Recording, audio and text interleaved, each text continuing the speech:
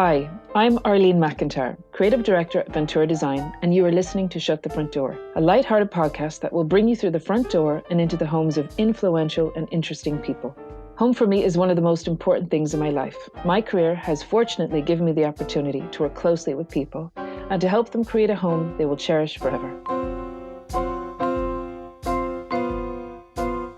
Lucy is a pediatric sleep consultant who is enabling parents all across Ireland and beyond to maintain healthy sleep habits for their little ones. Author of the best-selling book, The Baby Sleep Solution, and all about baby sleep, your questions answered, Lucy is also a busy mother to 4 children. A regular on all outlets of Irish media, Lucy is Ireland's go-to expert when it comes to this topic. Having followed her advice myself, I am delighted to welcome Lucy as our latest guest on Shut the Front Door. Hi, Lucy. Hi, how are you? Great. Thank you for joining me today. It's my absolute pleasure. And how are you coping with the lockdown? Actually, quite well at the moment, to be honest with you. My children probably have something else to say, but my life actually isn't that different. I work from home anyway.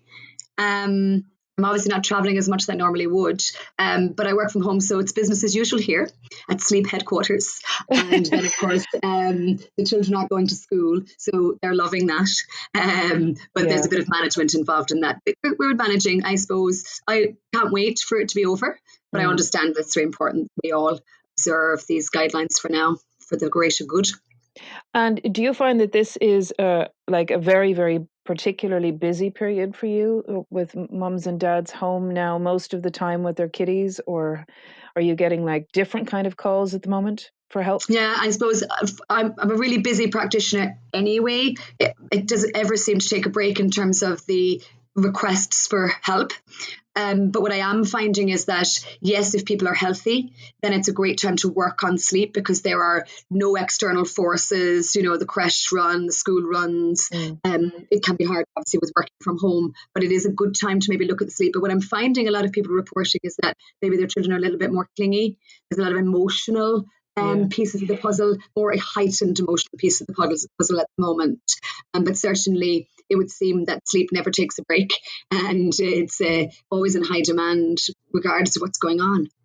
Yes. I mean, sleep, regardless of, let's say, what's going on at the moment, sleep, when parents and family units struggle with their children's sleep, it just has such a major impact on the whole family unit.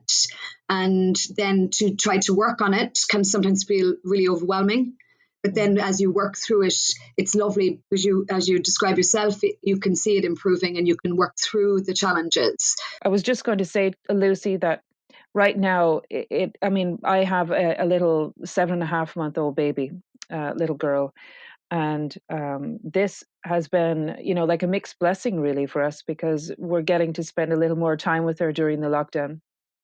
I know, it definitely is that. And even I feel that with my own little family. My children are older, but, it's been a great time for, that emotional connection, the one-to-one time. And if we can put aside the anxieties and concerns about the wider issues, then I definitely think it is, like you say, a bit of a mixed blessing. And then certainly, I like all of my clients at the moment, it's a wonderful time to work on sleep without the added issues of work, out of the home. Obviously, there are other things that are harder, like without the support network of grandparents and other, friends and family. But this is a good time to kind of close down ranks and begin to, as you know, I call it growing your sleep. So I think there's no better time to maybe look at that at this moment in time. Lucy, I'd love to learn a little bit more about you, if I may, and just what your first memories were of your childhood home. Oh, well, I have lovely memories of my childhood home because my parents were actually very much into the home. And we moved when I think it's one of my earliest memories, actually. We moved house, I think I was probably 3 or 4. So I left a house one day to go to school and we came home to a new house. And we'd moved into a really big kind of Victorian house that my parents were going to renovate. And I have older brothers and sisters and they were appalled at the house. Had been apartments and we were going to move in. And they all decided they would stay with my granny, but I decided I would stay in the new house with my parents. and kind of camp out. And I think that's probably one of my first memories, really. Okay. And you're from Cork, am I correct? Well, actually, I live in Cork, but I actually grew up in the UK. I And see. so, Okay. So how yeah, long have you been living in Ireland, in oh, Cork? 30 years. I came here when I was 13. Oh, wow. Okay. Yeah. So my And parents made a move then. so do you have many memories of living in the UK? Oh, yeah, absolutely. So I grew up there, went to school there. And then when I was 13, my parents made the decision to move here to Cork. And their motivation was they felt that we would have actually a better way of life. And Mm. so they sold everything, their home, their business, and they came here. I'm one of 6.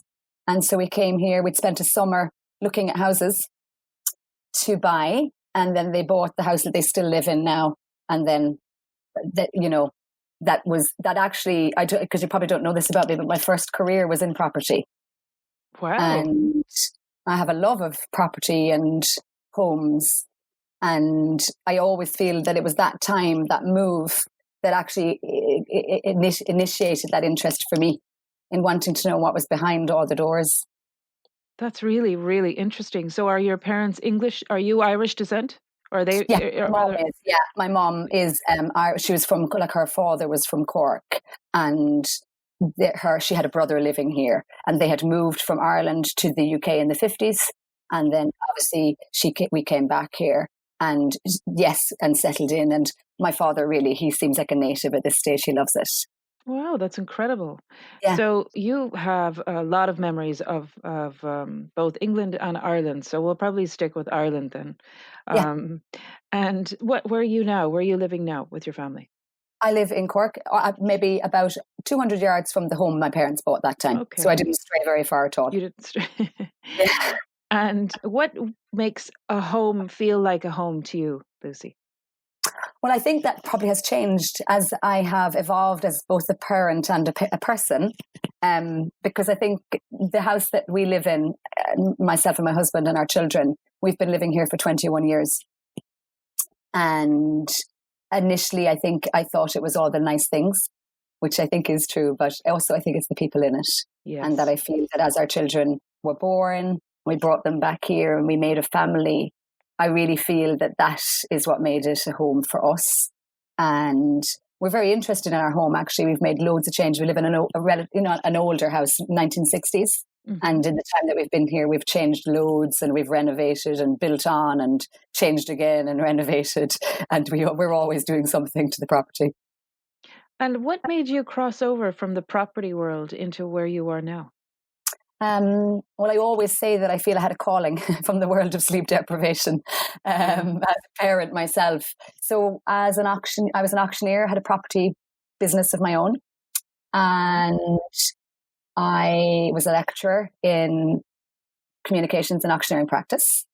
And I had my first child. He's nearly 18. And after he was born, he was a very good little sleeper. Although I know we're not supposed to label them, but he was a lovely little sleeper, and then he turned into not so lovely a sleeper. And I couldn't understand it. I didn't understand. I didn't know it could happen. And then I had to go back to work, and I was so tired, and I was so broken by the lack of sleep that I was looking for support, and there actually really wasn't any support. There was books. And so I read books, and I worked on improving his sleep. And then I had another little baby, and she's now 15. And again, she's a very different sleeper to him. She wasn't good at all from the start. And it just piqued my interest. And in that time frame, friends of mine were having babies, my brother and his wife, my sister, and everybody actually was reporting issues around sleep, and yet there was nothing there. And so by the time my third daughter was born, and she's now nearly 13, I had begun the journey to become a sleep consultant, because I actually felt that I wanted to become the person I felt I needed at the time. Now, it was a big decision to leave a career that I actually loved and love still. I love property, and still, but I actually felt there was something more for me, that I felt I had something bigger to offer. Does that make sense? And yes. When I looked at my life, I just felt that I wasn't going to do property in the way I was doing it. I couldn't see myself doing it as an older person. And yet I'd been involved in it from the time I was 17. And so then I was this just kept coming up for me. And so then I decided I would do something about it. So I went to the UK and the States, and I did training in child sleep consultation. And I also went to UCC here in Cork to do parent mentoring and relationship studies. And I've been in practice now for 10 years. And it's just become like such a buzzword, Lucy, to get a sleep consultant into your home to help you when you have a newborn or a new baby, or, I mean, literally everyone I speak to knows about you and has bought your book and read your book and follows you. So, so great. It's definitely working and helping people for sure. Like, I think it's an emerging industry. Certainly when I started, there were a few people doing slightly different things, but I don't think there was anybody doing it the way that I wanted to do it. Like, I had a very clear vision of what I wanted to do. And I suppose it just came back to wanting to, first of all, change the narrative. So up until this point, really, I feel that if you wanted your child to sleep better, you just had to let them cry it out. And that there were no other in-betweens. And I, as a parent, didn't feel that was what I wanted for my family. And I felt that there had to be other ways to help your child sleep and still have a breastfeeding relationship, still have an emotionally appropriate relationship with your child, but still get better sleep, because it's what everyone needs. And I suppose I love that your friends do follow me. And I love that everyone has my book, because I feel that it's been able to help change a conversation and help parents make huge differences, but without compromising their parenting philosophies at the same time. Exactly. And do you have a team of people that work with you, Lucy, or how do you manage it all? No, it's just me. That's so funny, because people often email me and say, "Hi, Lucy and team." And I'm thinking, there is no team. It's just me. Really? I made a conscious decision. I just wanted it to be me, actually, because I suppose in my previous life, I had a business and I had people that worked for me, and actually it didn't suit me very well, I don't think. And when I started this, I just wanted to work on my own, be accountable to me, for me. And that's what I've continued to do. Now, it means it's difficult. It's long days. I do everything myself, do all my admin, all of my, like, everything that comes from me is done by me. Any post on Instagram, absolutely everything. But at the end of the day, then that's fine, because then I just work within my own scope, and I don't need to be. I don't need to be telling somebody else what I need them to do, and then I'm just 100% accountable for everything that happens here. Yeah, I get that. I understand. I have to caveat that by saying my husband is brilliant. He does lots of work here for me. So he does lots of the processing of our orders. Like, I have a product range. Now, look, that is in pharmacies, but we sell it here on our website as well. And I sell my book here on my website too. And he actually does that. And so the kids package everything up, and everything's ready to go, and he labels everything. So that's one job I actually don't do. So I probably need to mention that. I do absolutely everything. Yes, exactly. He must be so proud of you. Yeah, he's just amazing, though, because he's so supportive. I remember he came home from work one day, and we worked together in our property business.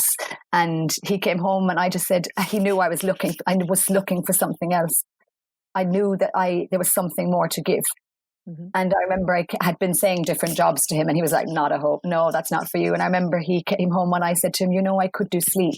And he said, "You know what? You absolutely could." And he's like that about everything. So when I have said, I think I'm going to try and write a book, he's like, "Yeah, what do you need to happen to make, what do you need me to do to make that happen?" Right. Super supportive. So supportive. And we'll drop everything to let my diary go ahead. And we'll do the children and collect them when the message comes that the kids are sick at school. He'll change his diary to do that, because when the business that I have, it's not that flexible. I have appointments with people. Hard to drop things and go, because I feel I have big responsibility to those people who've waited for an appointment with me. So he's brilliant. And even when we decided to do the product range, his kind of response was, "Look, what's the worst thing that could happen if we sit in the shed if it doesn't sell?" So it's that's allowed a good attitude. Exactly. That's great. And it's allowed me then to do all the little things that I feel I want to do. And then we grow together. We've been together since we're 17, so it's very much a collaboration. That is fab. Tell me, Lucy, do you consult, like when you go into someone's home, what are the things you look out for when you go into someone's home? So actually, I don't go into the home, into someone else's home. Everything I do is in a consultation basis, but they come to my home. Or we do it remotely. So obviously at the moment there's no face-to-face meetings, but generally people come to me. But in our in our consultations, I am looking to help create a suitable sleep environment. And if we're doing things remotely, people often will show me the setup and that. But I just look for a straightforward sleep environment, so that I'm looking for it to be dark. I like blackout blinds. I don't like hall lights, bathroom lights left on. I don't like big distractions, but I do like a space that we create, that your child has good emotions, feels good in the space. I encourage people to spend lots of time in the bedroom the child is going to sleep in, and that they practice doing lots of different things in that bedroom other than sleep as well. So things like, as you say, having it nicely lit, so it's nice and dark. Perhaps a little soft little light for them, for the baby. Yes, so I like if I was going to be creating a sleep environment, and again, I trust people's judgment. Does that make sense? So that I say, look, if we know that we want a dark environment for sleep, that we'll help create that. But then I also like that it's not super dark, that your child can't see and is scared. So I like a night light in the room of some description. And then I also like a lamp light, so that when we do our bedtime routine, we can have a lovely connected time in the bedroom, so that you can read books by that lamp light, and you could engage in lots of physical and physical and eye contact with your child. And then when that light goes off, it's like an indicator for the child that it's time to go to sleep now. And it's at that point they can get into their cot or their bed, depending. And then I do try to, avoid too many distractions. So although I obviously appreciate there are some absolutely beautiful nurseries, but I don't like things that maybe hang over the cot, because I often think overnight that might be very disconcerting. And then I sometimes want to make sure that we don't leave doors open or towels hanging on the back of doors that create shadows, and mirrors that sometimes can maybe distract a child because they can see themselves moving in the overnight, if that makes sense. Yes. So I do try to create I do want the bedroom to be a sanctuary. I want it to be a place where your child feels loved in. And that often means that we have to spend lots of non-sleep in the time in the room as well as bedtime. And are you a good sleeper now yourself? Yeah, I am. I really am. And I think that's probably when you have your first baby, any mum will tell you that it's a shock to the system your baby's going to be uploads, it's nature's design, right? And I think I struggle if I don't sleep well, which I think is what happened then, that let's say my baby probably was relatively normal in terms of sleep in the beginning, and then things really deteriorated. And then once I wasn't getting my sleep, I wasn't functioning well. So I would prioritize my sleep. I do a lot of what I recommend in terms of my own sleep practices, because if I don't mind my sleep, it deteriorates. And then I feel that my own self-care is diminishing. And then it's hard to hold another if I'm not looking after myself properly. Very true. Yeah. It's hard to kind of give 100% if you're absolutely exhausted yourself. I mean, it's just not possible. Exactly. And then it's unavoidable. I mean, parenting is hard. It's tiring. It's all of those things, whether you get a sleeper or you don't.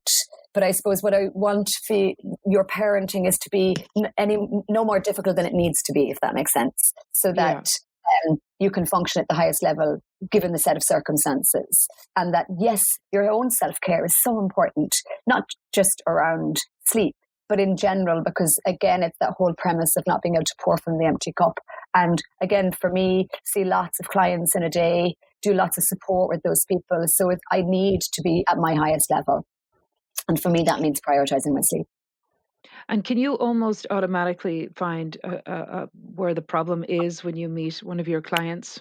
How quickly do you find the process is? So when parents come to work with me, they fill out a document. It's called a client history review.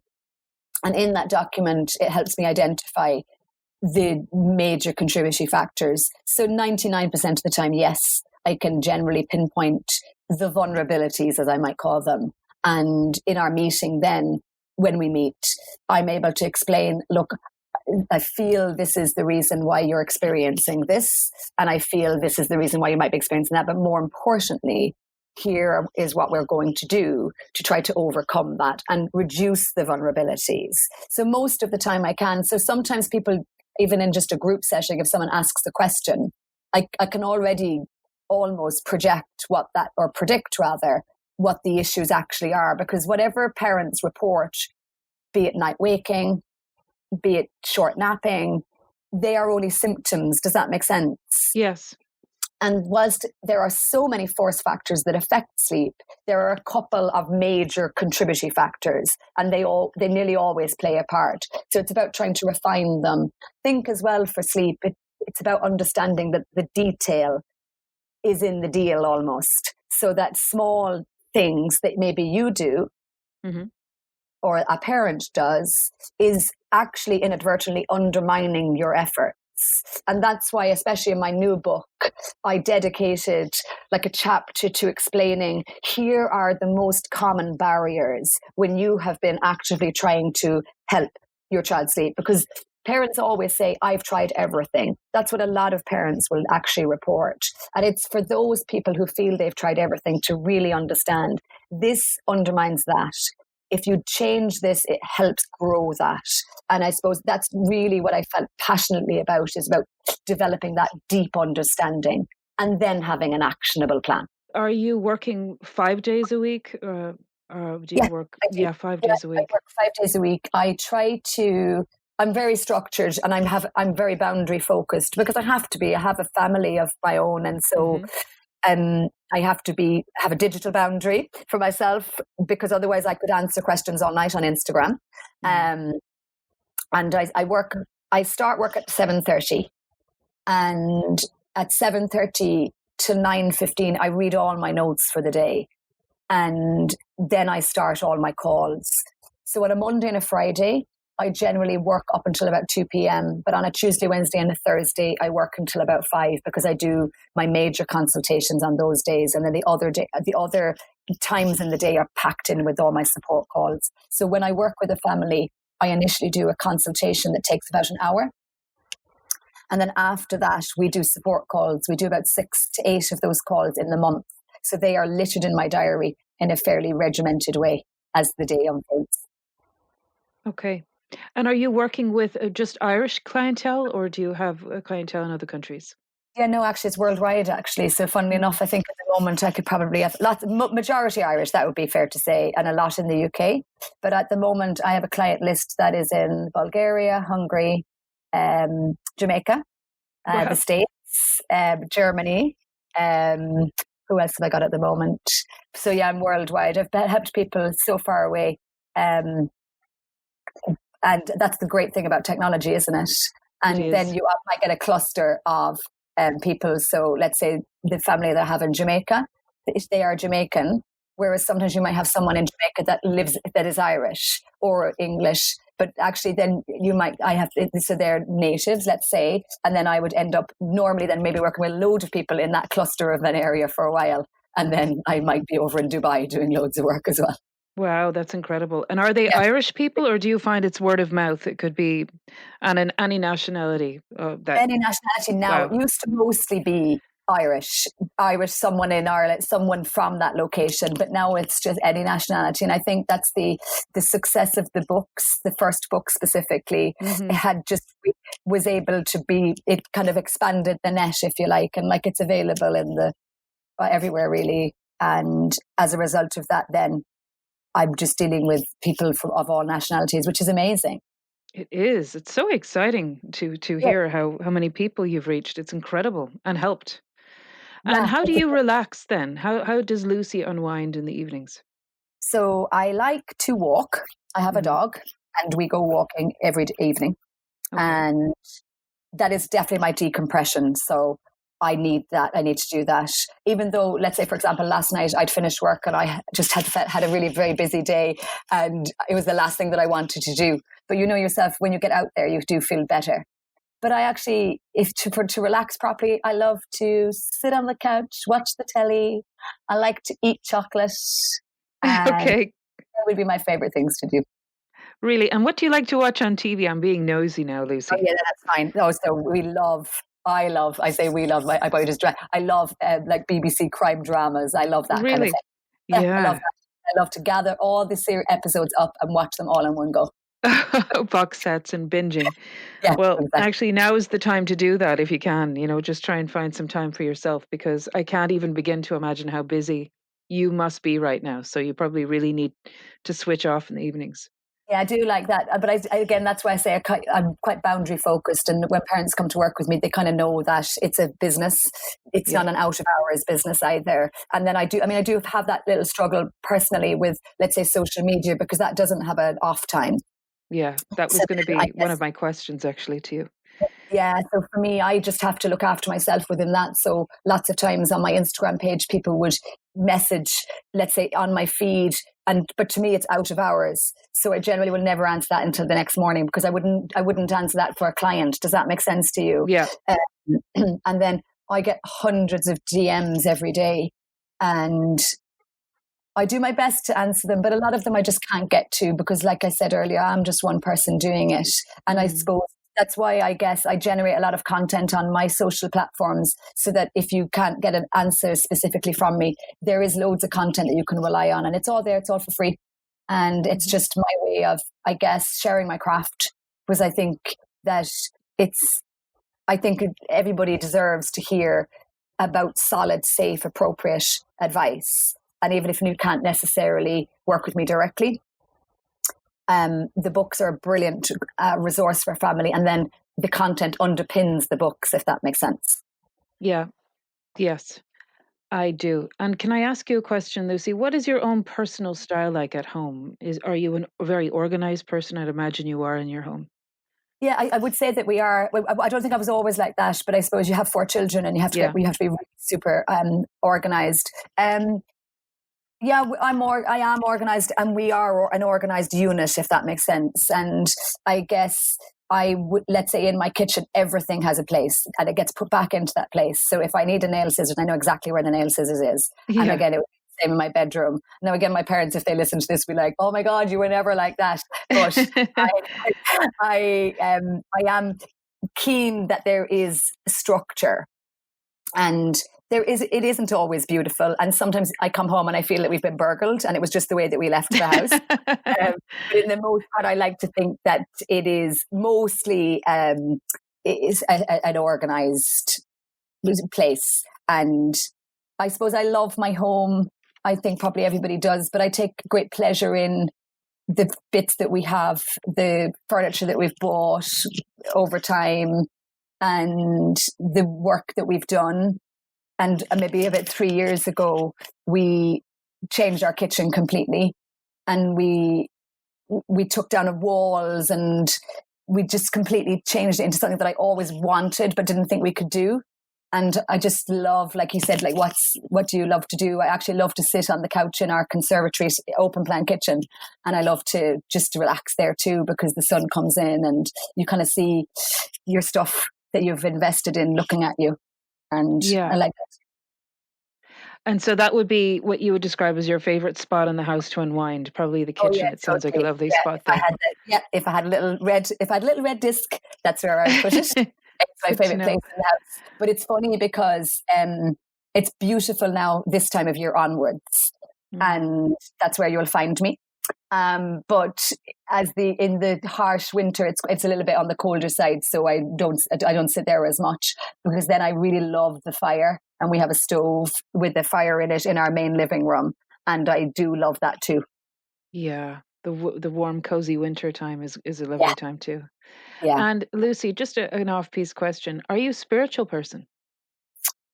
Yeah, I think I probably am. I feel that, let's say, my own background and in my training, we would look at, the whole self. And as a result of that, like, I think everything, there's a piece of part of everything. And I believe in a lot of synchronicity and connection. And I also would be a very open person, curious and questioning, and have a belief. And yeah, I think that I'm very open. Mm-hmm. You have an open mind. Yeah, I do. No, it was probably, I know the way you change over time, but I think that, yeah, I have a belief system I do, and I subscribe to that, and do believe mostly in the relationship that you have with yourself being the most important relationship of all. And that if you can have peace within, then you can have that for others. Does that make sense? Yes, absolutely. And I would say that would very much sink back into what you do every day. Yeah. It's deeply rooted in, psychoanalytic and psychotherapies, and what you're feeling and how you respond is all integral to that. Mm-hmm.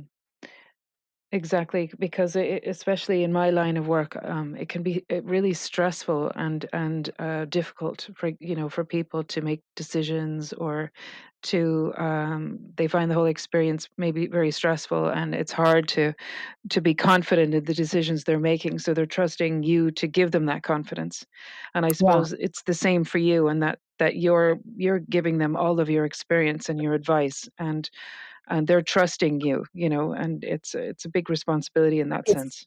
Huge responsibility, but it's such a privilege, to have that level, that someone has that level of trust in you. But I love that because I suppose I'm so confident in what I do, and that I know that I can make those, and like you'll be the same, that you can make those recommendations with certainty. Yeah. And it's that certainty that helps breed the confidence in the parent, and that confidence then it kind of helps improve everything, because how the parent themselves is feeling is going to affect the whole relationship. And 100%. And that's what's working with someone on a one-to-one basis, that really does. And I like the idea that when people do work with me, I think the words that come up a lot would be kindness and no judgment and compassion, and that they're the key word. They're the three main things that I really endeavor to do, is to treat the situation with that and with those tendencies. And I love that people report that back, because that's very important to me. Do you entertain a lot? Would you have a lot of family and friends over to your place? And I think we're less good at it, although now after the lockdown, I think we're going to be having like a street party and everything, right? But yes, I have come from a big family, first of all. So there's 6 of us, and we all have partners, and there's 17 grandchildren. And my favorite day of the whole world would be everyone coming to my house for food and a get together. And I love those days that never end. And that would be top of my list. We would have historically done a lot of, dinners, friends over for dinner. But actually, I've become very lazy around that in recent times, because it all sometimes feels like too much effort. Yeah, I know. Awful, but yeah, it does. But then we have certain friends that we'll always have over for dinner, and we'll go to theirs. But I love that. I love the family days, and I think just where we're located between all the siblings, our house is kind of the house to come to, because it's kind of near my parents' house and on the way to and from different places. So yeah, they come to me on a Sunday. Yeah, I'm in the middle of this. You're in the middle of it all, because I'd imagine it's really important for you to just switch off and relax and have a giggle and catch up with your family and friends, and just to take a step back from what you do all the time, because it is, again, a really big responsibility. Yeah, it's so important to me. I really value my time when I'm not working. Like, I absolutely love what I do. Like, I can't tell you, I just love it. But I really value that time to switch off. And I put my auto respond on my email, and I have to only worry about my own sleep and nobody else's. And so I think it's good that, within that, we get together. I have sisters, and we're very close, and we go for dinner, and we go to each other's houses. And then I've got lots of lovely friends too.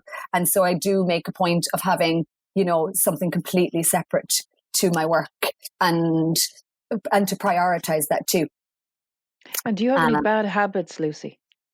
Oh, probably. Well, yeah, of course. Yeah.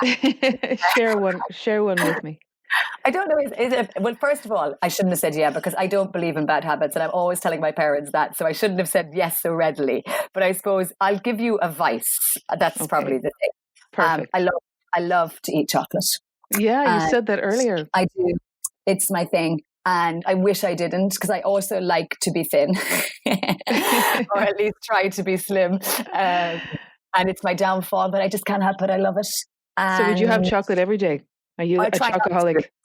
Well, I try not to, but I do like junk. Like I like a biscuit. And if I have, I just can't have one. So I suppose I go through stages of being super, super disciplined where I have nothing. And then I have those stages where I'm like someone out of control. You're allowed a treat. Yeah, I do. And I suppose I do deals with myself. Yeah. And I'll promise myself an extra walk or more exercise. But that would be my thing. I would love to break the cycle. I've tried it so many times, tried so many different things. And I suppose I've done different things. And I guess one thing that I did after my youngest guy was born, he's now 9. I actually lost 5 stone after I had him. Wow. I know, right? Now I probably have put on, I was very thin then. Wow. But now I'm okay. I'm okay. I'm probably an 8, sometimes a 10. Well, I think you're looking good, Lucy. Oh, well, thank you. I'm going to ask you a few quick fire questions. Oh, I'm not good at this. Oh, come on. Just a bit of fun. Okay. Now, bath or shower? Oh, shower. Text or talk? Oh, text. Tea or coffee? Oh, coffee. Bra or knickers? What, taking off or putting on? Putting them on. Oh, knickers. Which one first? Knickers. Bedside, left or right? I'm on the right. And even when I'm in a hotel, I'm on the right. Really? Okay. Yeah. Taxi or walk? Oh, walk. Home or abroad? Oh, I love travel though. I love to travel. I love exploring new countries, but I love to come home. I just love home. I love being at home. Okay. And eat in or take out? Take out. Train or airplane? Oh, airplane. High street or couture? Oh, I'm afraid I like the designers. And Melania or Donald Trump? Oh, is there an answer to that question? Oh, pass. Lucy, thank you very much for joining us today.